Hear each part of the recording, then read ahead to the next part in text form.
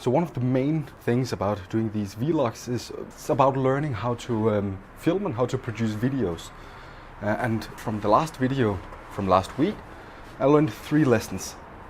The first one is that lighting means something. And now I put myself in this position. I guess I should put myself in this position. So lighting means something, sound means something, and an ending means something. So I should also end the vlog, not just fade it out. So for this vlog I am trying to improve the sound. I do this by this microphone this time. I'm trying to think about the lighting. So right now I am using natural lighting. I'm outside. And I will also think about how to make a proper ending for this vlog. I also have a little word about perfectionism. I actually have 2 points. Last week I put up a vlog which was not nearly finished. And this week's vlog will not be finished either.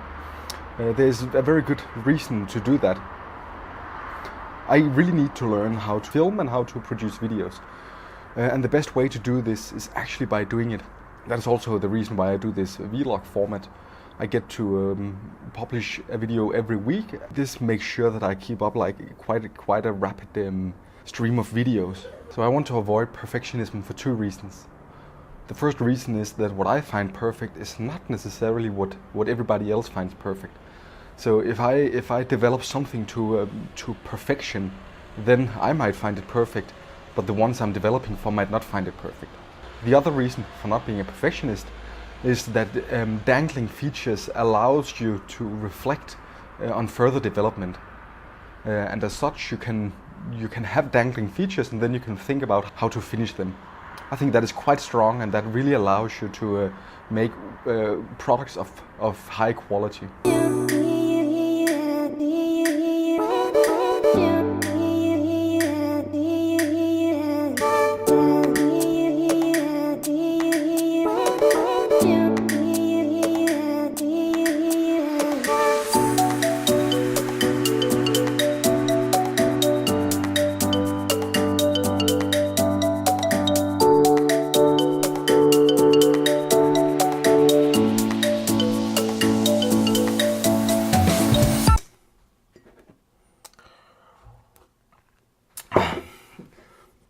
Last time I briefly mentioned the OpenTeach, which is the project I'm running with the other guy Joachim.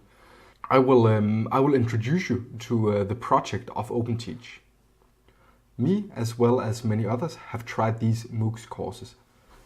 The idea is that you gather several thousand people and allow them to take the same course with the same instructor, and for the only human interaction you have, you use a forum or somewhere where you can post messages and hope that somebody answers.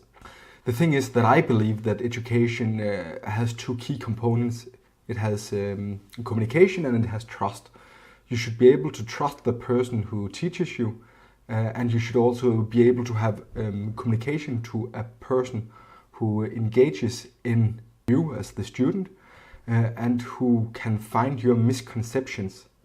So books are very good. They're very good to learn from. So are static courses. But a static course or a book won't find the misconceptions you have about the material. So the idea to mitigate exactly that is to make an apprenticeship part of OpenTeach. The idea is that you settle on some kind of contract where you state what the end product of a session of a teaching period should be, teaching formalities, how often will you meet.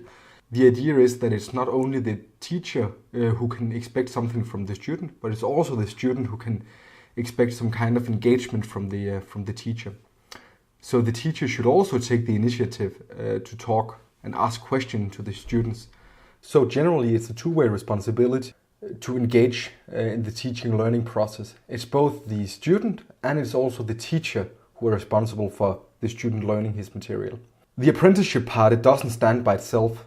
In OpenTeach we also build in a notes section, and we also build in a lecture section. The idea with the notes section is that a teacher should have his own material which he teaches from, and he should continuously develop that material according to the students he has. So the idea with this notes section is that we have these these notes that are continuously updated and expanded to the current students the instructor has. As for the lecture section, the idea is that we want to share the same knowledge with, let's say, 5, 10, 20, maybe 50 students.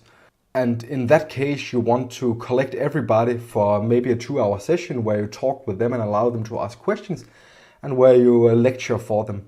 The lecture section is going to be exactly the place where you can do that. In that place, if an instructor, for example, he has 5 students and he teach them all French, then he can make sure that there are some messages or some teaching that he only has to mention once. And this is also quite valuable and quite important to have in a teaching tool.